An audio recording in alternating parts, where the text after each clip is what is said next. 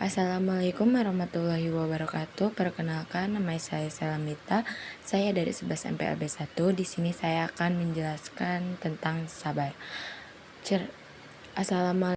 Hadirin yang saya hormati, dalam kehidupan sehari-hari, tidak jarang kita menghadapi yang namanya musibah.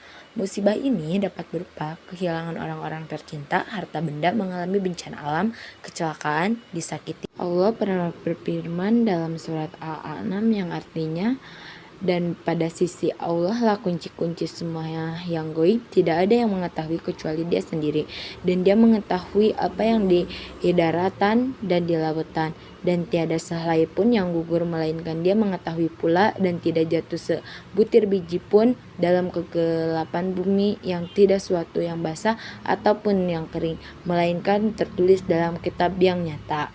Dari ayat di atas jelaskan bahwa segala sesuatu di alam semesta diketahui Allah Subhanahu wa taala, bahkan selai daun yang gugur pun Allah mengetahui karena Dia Maha mengetahui. Atas dasar itulah maka dalam menghadapi musibah kita harus bersikap sabar, karena musibah tersebut pasti ada pengetahuan Allah Subhanahu wa taala. Hadirin yang saya hormati, sabar adalah suatu sikap yang menahan emosi, keinginan, serta bertahan dalam situasi sulit dengan tidak mengeluh. Sabar secara bahasa berarti al-hasbu, yaitu menahan diri, sedangkan secara syar'i, sabar adalah menahan diri dalam tiga perkara. 1. Perkataan kepada Allah. 2. Hal-hal yang diharamkan. 3. Takdir Allah yang dirasa pahit atau musibah. Saat mengalami musibah, Allah Subhanahu wa taala memerintah kita untuk menghadapi dengan dua hal, yaitu sabar dan sholat. Dalam surat Al-Baqarah ayat 153, Allah Subhanahu wa taala berfirman yang artinya, hai orang-orang yang beriman, jadilah sabar dan salah sebagai penolongmu, sesungguhnya Allah beserta orang-orang yang sabar. Jelas dalam ayat tersebut kita diperintahkan untuk sabar dan sholat, bahkan disebutkan sabar dulu baru kemudian sholat.